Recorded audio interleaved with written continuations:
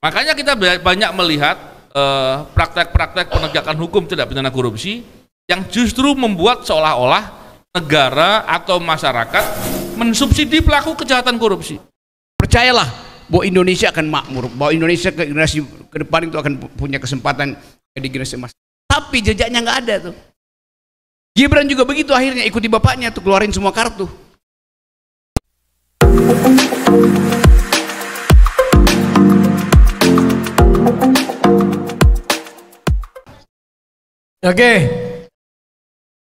Oke, kita tetap lanjutkan. Siapa yang mau nanya lagi?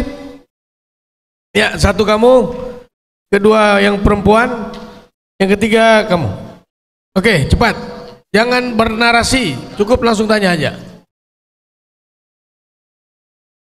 Panitia, mic-nya.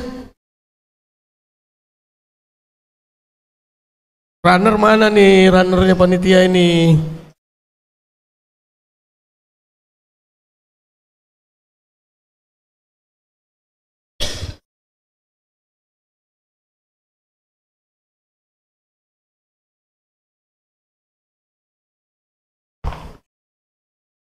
Ya, assalamualaikum warahmatullahi wabarakatuh. Perkenalkan, nama saya Muhammad Fatih Nomordana dari Fakultas Ilmu Sosial dan Ilmu Politik, Prodi Ilmu Pemerintahan.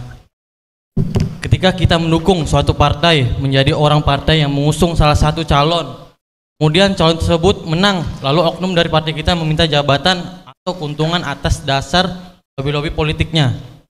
Seperti yang kita tahu, tindakan ini seperti korupsi sudah menjadi budaya dan dianggap hal wajar, dianggap hal remeh. Kalau politik Indonesia masih kotor begini, bagaimana dengan Indonesia Emas 2045? Mungkin Indonesia Emas 2045 ini hanya angan-angan belaka seperti yang dikatakan Bapak Rocky Gerung. Nah, saya, apakah tindakan ini termasuk KKN? Atau ini bisa dikatakan sebagai tindakan meminta balas budi? Sekiranya itu, Pak. Terima kasih. Wah.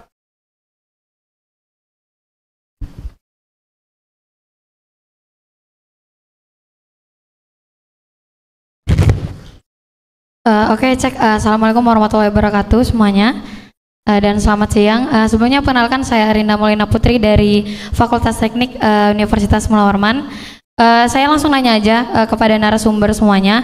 Mungkin ini dari saya kurang ngerti untuk ke dunia politik karena saya bukan anak hukum. Cuman sejauh ini menjadi masyarakat di Indonesia, untuk saya highlight ke pemberantasan korupsinya gitu. Menurut saya korupsi itu sejauh ini kayak belum bisa terberantas karena punishment yang diberikan kepada orang-orang yang korupsi itu cukup apa ya, yang kayak mungkin ada katanya iming-imingnya penjaranya enak apa segala macam, bahkan ada sering untuk pemberantasan untuk korupsi itu dipotong masa tahanannya gitu. Nah, pertanyaan saya kepada narasumber, kenapa sih Indonesia tuh nggak berani membuat punishment yang lebih kejam lagi sehingga untuk untuk yang para koruptor ini bisa jera gitu, bisa takut istilahnya. Karena kita lihat aja di luar negeri kan bagaimana punishment soal koruptor. Kenapa sih Indonesia tuh nggak berani gitu loh buat peraturan supaya koruptor ini berkurang, karena kan kayak anggapnya ada di luar negeri ada kayak hukuman mati apa segala macam. Kenapa Indonesia nggak berani? Karena menurut saya mungkin dengan ancaman yang luar biasa untuk punishment yang kayak entah di hukuman mati apa segala macam, saya rasa itu bisa mengurangi. Itu menurut saya. Jadi itu aja yang saya mau tanyakan. Terima kasih. Ketiga.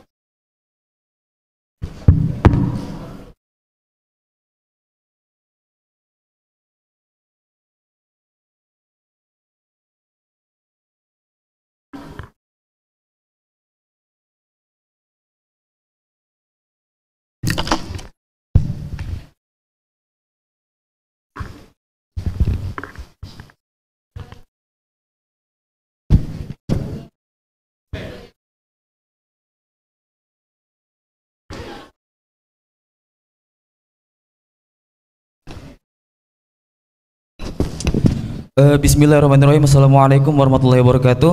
Perkenalkan, saya Muhammad Aji Dafala Iram dari Fakultas Ilmu Sosial Ilmu Politik, Prodi Hubungan Internasional. Mungkin pertanyaan saya simpel ya untuk para pemateri. Kebetulan kemarin juga dibahas di kelas saya, itu untuk pemberantasan jalur korupsi di Indonesia itu kira-kira yang tepat jalur penal atau non penal gitu. Jalur penal, jalur hukum atau jalur non penal yang diutamakan untuk pemberantasan korupsi di Indonesia. Mungkin itu saja. Terima kasih. Ya, Bang Novel sepertinya yang pas untuk menjawab itu. Yang pertama dari anak FISIP tadi soal apakah itu termasuk bagian daripada KKN. Pertanyaan kedua, kenapa kita tidak berani memberikan punishment yang berat seperti hukuman mati dan lain-lain. Yang ketiga soal tadi.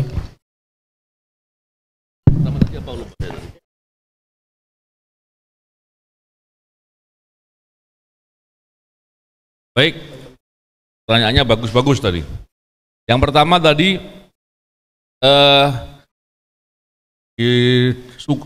disokong menjadi pejabat, terus atau jadi kepala daerah contohnya, terus bagi-bagi untuk jabatan di bawahnya dan seterusnya, itu KKN bukan.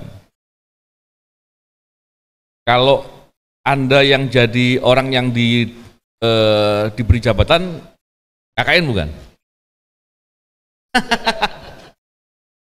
Gini, kadangkala orang menjadi memaklumi atau permisif karena ketika kita sendiri merasa bahwa di posisi itu kemudian kita ikut senang. Nah, ini sebelum saya menjawab di poin itu, saya perlu menjelaskan bahwa kadangkala kita sering lupa sesuatu hal yang sifatnya dimudahkan itu belum tentu baik. Seandainya nih ada anak kecil, mungkin adik atau ponakan gitu ya, saking sayangnya kamu sama ponakan tadi, kemana-mana kau gendong dia, jangan sampai apa-apa digendong, dijagain. Yang terjadi ketika besar kakinya lemah dia, kakinya kecil. Apa? Karena nggak dipakai, karena nggak ada tantangan di sana. Sama seperti kalau diri kita, mama, ini bisa jadi nanti Anda semua pernah bisa mengalami. Dapat privilege dan kemudian dimudahkan untuk dari suatu tertentu, nggak perlu upaya. Yang ada itu melemahkan. Dan poin pertama itu diri kita.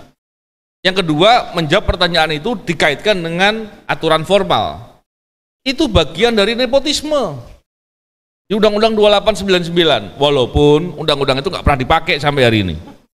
Itu undang-undang ada ancaman pidananya 12 tahun, bayangkan. Tapi nggak pernah dipakai sampai hari ini undang-undang. Itu undang-undangnya sia-sia. Walaupun ada aturan-aturan administratif yang bisa dipakai, aturan administratifnya, aturan pemidanaan dalam Undang-Undang 2899 sama sekali belum pernah dipakai. Mengatur bahwa kolusi itu kejahatan, nepotisme itu kejahatan. Tapi pasal-pasal itu nggak pernah dipakai. Tapi pada dasarnya saya menjelaskan tadi untuk kita melihat dari dua perspektif. Jangan kita kemudian melihat itu ketika orang lain dan kepada diri kita, kemudian kita memilih, oh kita pengen juga. Contohnya, Anda mungkin mau ngambil S2 suatu hari dan punya saudara rektor di mana gitu, terus kemudian dimudahkan untuk masuk. Kita sadar itu adalah cara untuk merugikan kita.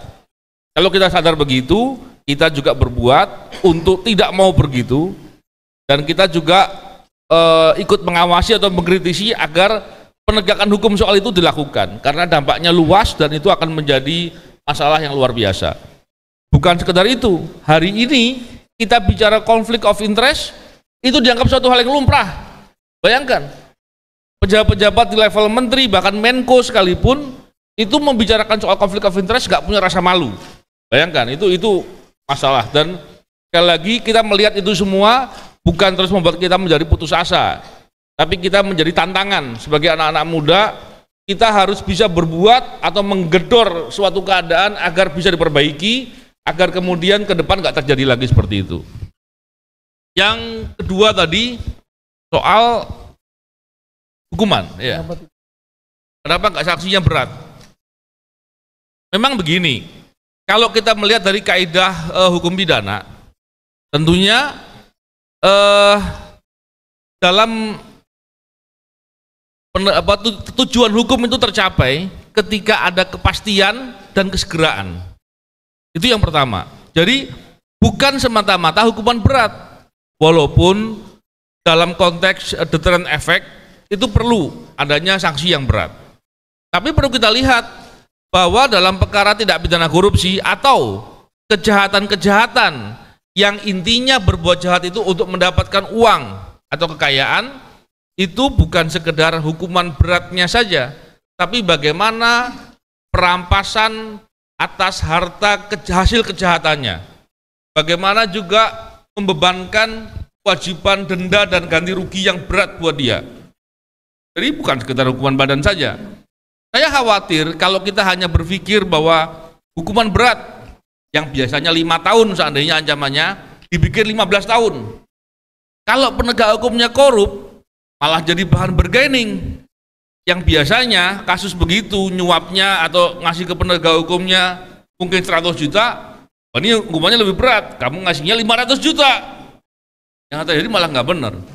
Konteksnya adalah hukum diupayakan agar ada kepastian dan kesegeraan. Contoh, kita kalau datang ke negara-negara maju, ketika kita tahu bahwa ada aturan dilarang buang sampah sembarangan, kan bukan masalah kita takut hukuman beratnya, tapi kita yakin bahwa kalau kita berbuat, hampir bisa dipastikan kita akan kena sanksi, dan itu segera, nggak lama.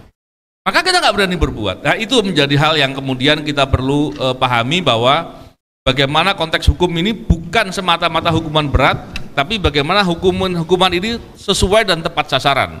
Tadi kita lihat berapa banyak perkara korupsi atau perkara kejahatan yang terkait dengan perolehan uang banyak, itu kemudian tidak betul-betul dirampas hasil kejahatannya. Contoh kalau kita lihat kasus BTS yang sekarang ini sedang berjalan, 8, sekian triliun katanya kerugian keuangan negara, yang dirampas berapa? Walaupun kita tahu ada banyak problematika dalam penanganannya, tapi kalau nilainya masih sangat jauh, wah itu menjadi problem. Jadi kurang lebih seperti itu. Kita juga mesti harus melihat dan mengkritisi dari sisi-sisi seperti itu. Yang berikut tadi terkait dengan upaya pemberantasan korupsi itu baiknya dibawa ke ranah penal atau non penal. Jadi begini, ketika melihat politik hukum kita ini menempatkan korupsi sebagai kejahatan yang extraordinary. Kalau namanya extraordinary, mestinya bukan ultimum remedium, tapi primum remedium. Kalau primum remedium, ya mestinya hukumannya penal. Jadi ketika kita mengambil posisi seperti itu, penal kebalik saya tadi ya. Jadi ya oke.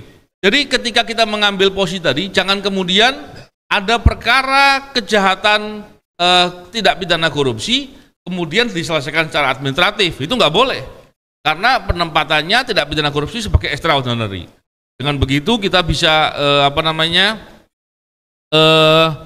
mendorong dan ikut mengawasi bahwa penegakan hukum terkait dengan tidak pidana korupsi selain dari tadi masalah hukumannya, tapi juga memastikan setiap perkara tidak pidana korupsi betul-betul dibawa dalam pertanggungjawaban hukum pidana, ditambah lagi dengan prosesnya cepat dan lebih komprehensif, tidak hanya terkait dengan pidana badannya saja, tapi juga pidana atas harta kekayaan yang dia miliki, yang itu menjadi tanggung jawab dan kewajiban untuk mengembalikan. Saya tambahkan satu hal lagi, dalam perkara tidak pidana korupsi atau kejahatan pada umumnya, itu kebanyakan penegakan hukumnya itu hanya terkait dengan kerugiannya langsung. Padahal setiap kejahatan, terutama tidak pidana korupsi, itu dampaknya nggak cuma langsungnya saja. Saya berikan contoh sederhana sebagai analogi. Seandainya nih, kamu punya mobil dan kemudian mobilmu dicuri spionnya saja dengan cara dipatahkan oleh pencuri. Ketika spionnya diambil dan dicuri itu, pencurinya menjual keloakan karena spion patah kan, dan dijual harganya 100.000 seumpama, dan oleh kang loak tadi orang lewat dibeli 150.000 gitu, diambil untung 50.000. Setelah sekian lama ketahuan pelakunya, dia bilang, mana spionnya? Dijual ke tukang loak, berapa? 100.000. Diambil uangnya, dikembalikan ke dirimu 100.000. Kira-kira kau beli spion apa enggak?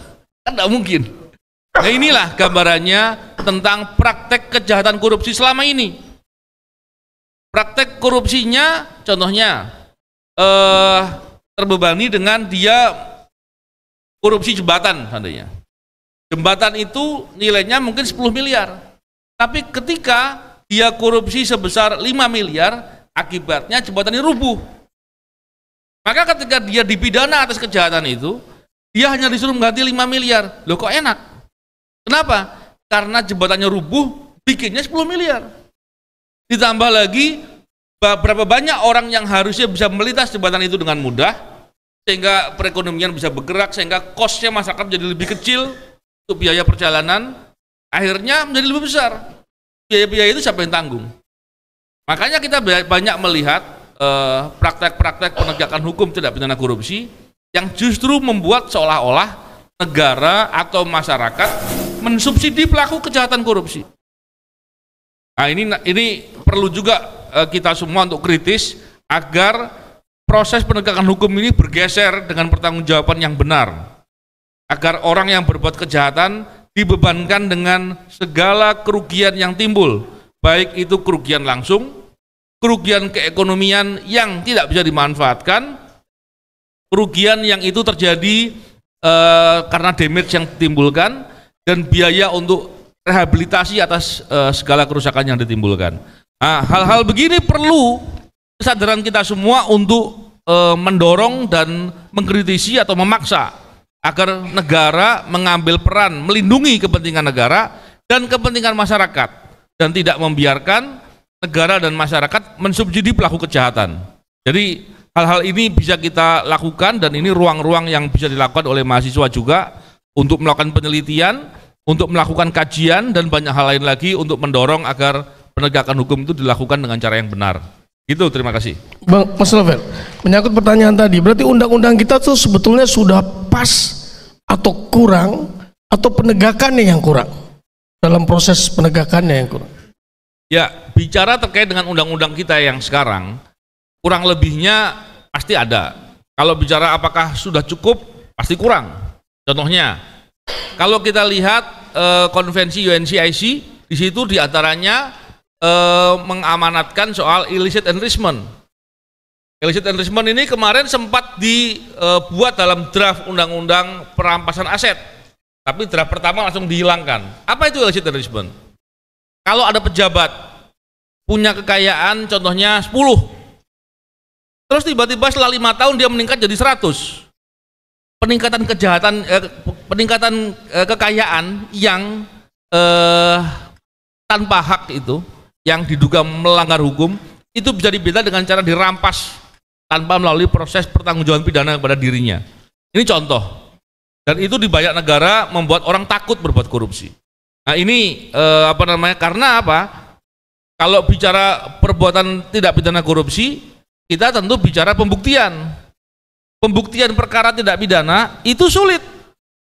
Mungkin dari 100 perbuatan yang bisa dibuktikan mungkin hanya 5 atau 10.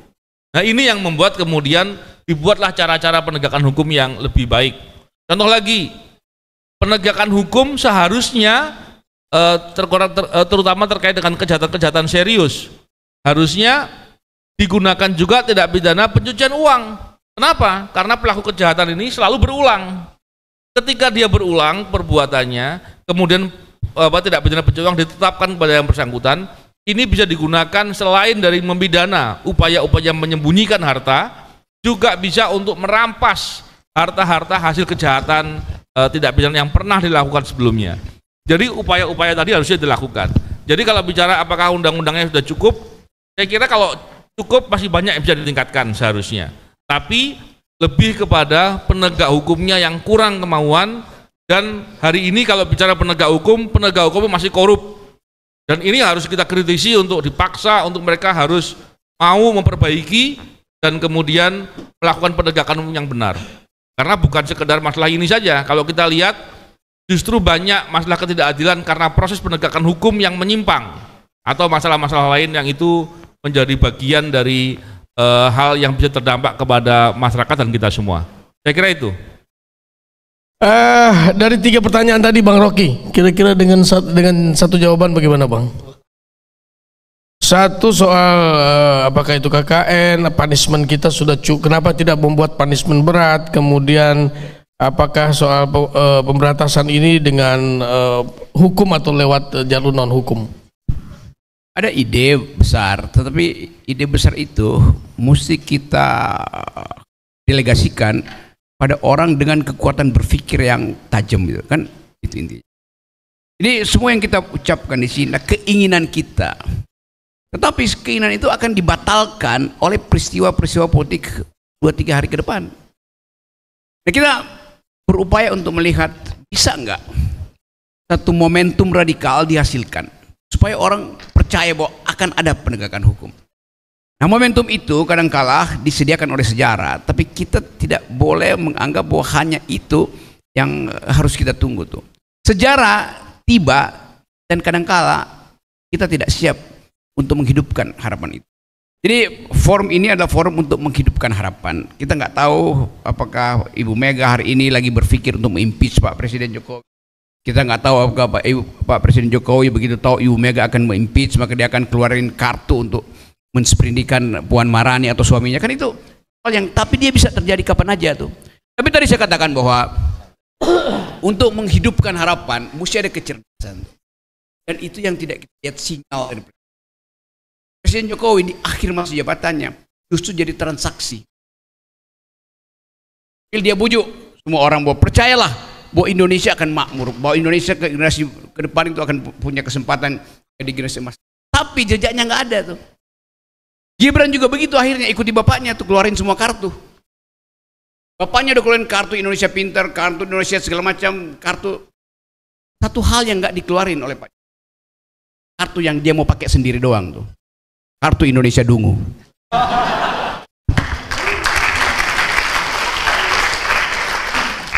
Oke, saya kira ini akhir daripada diskusi kita pada hari ini. Kalau melihat dari judul tantangan bangsa Indonesia dalam pemberantasan korupsi dan penegakan HAM, luar biasa tantangannya. Tapi seperti yang Bang Rocky katakan, Mas Yudi katakan, Bang Novel katakan, bahwa Anda harus tetap menjaga integritas moral Anda sekarang supaya masa depan kita masih ada untuk tetap bisa memberantas korupsi dan menegakkan hak asasi manusia. Oke, last statement dari Mas Dimas. Ya, bikin closing statement. Closing statement masing-masing ya.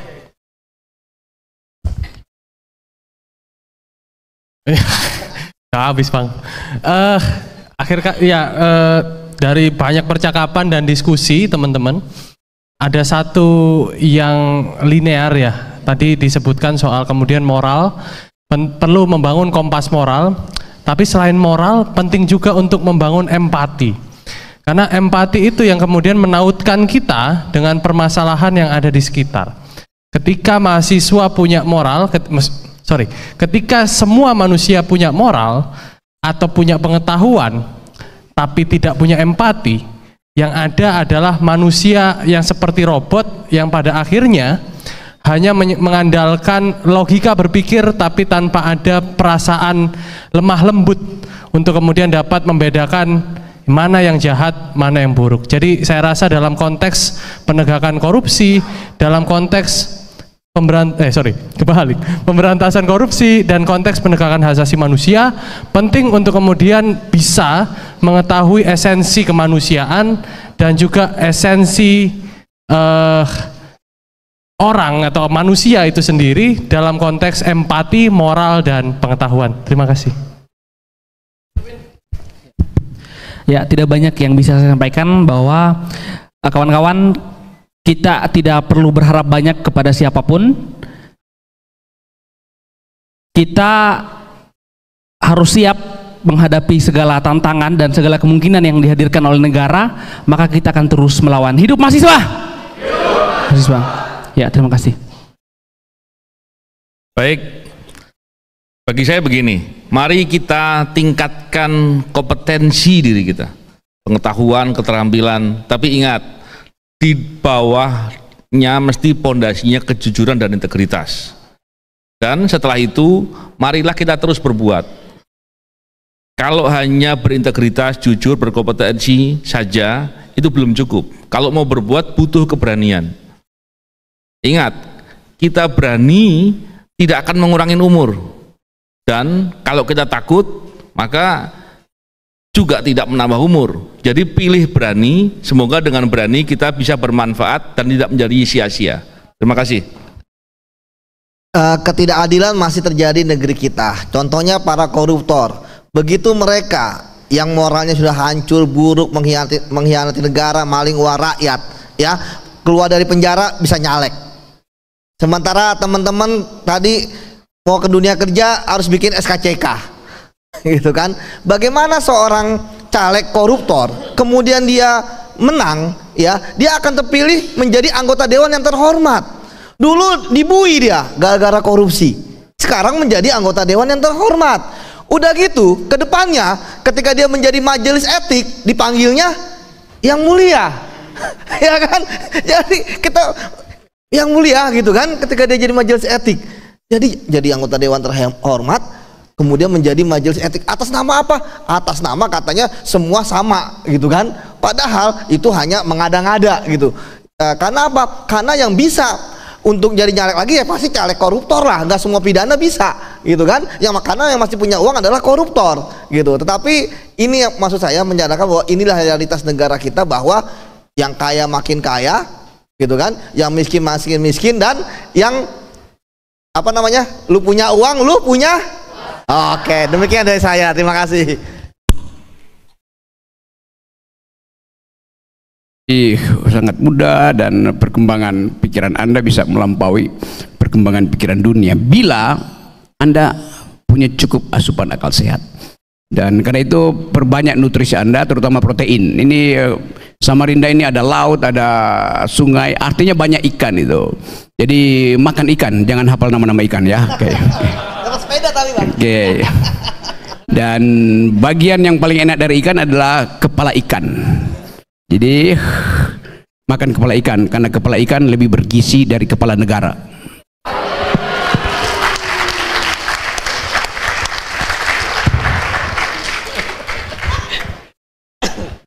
Kepala ikan lebih enak daripada kepala negara.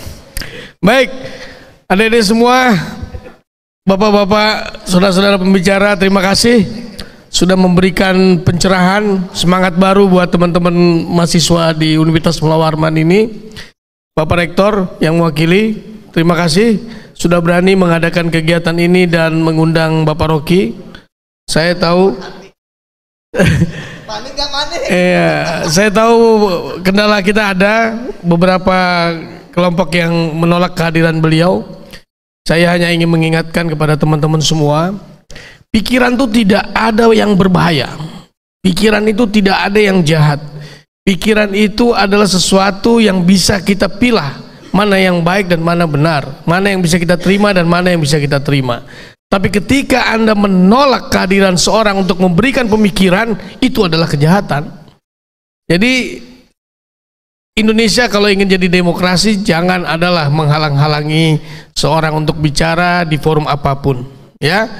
Jadi buat teman-teman semua, mari sekarang mantapkan integritas dan kejujuran teman-teman semua, karena korupsi ini susah untuk kita hadapi, untuk kita hilangkan. Hak asasi manusia di negara ini juga susah untuk ditegakkan, karena itu semua di luar kekuasaan kita. Yang kita jaga adalah moral dan etika kita, integritas moral kita yang mesti kita jaga, ya. Tetap menjadi orang baik, tetap menjadi orang jujur, karena itu adalah awal anti korupsi. Terima kasih. Assalamualaikum warahmatullahi wabarakatuh.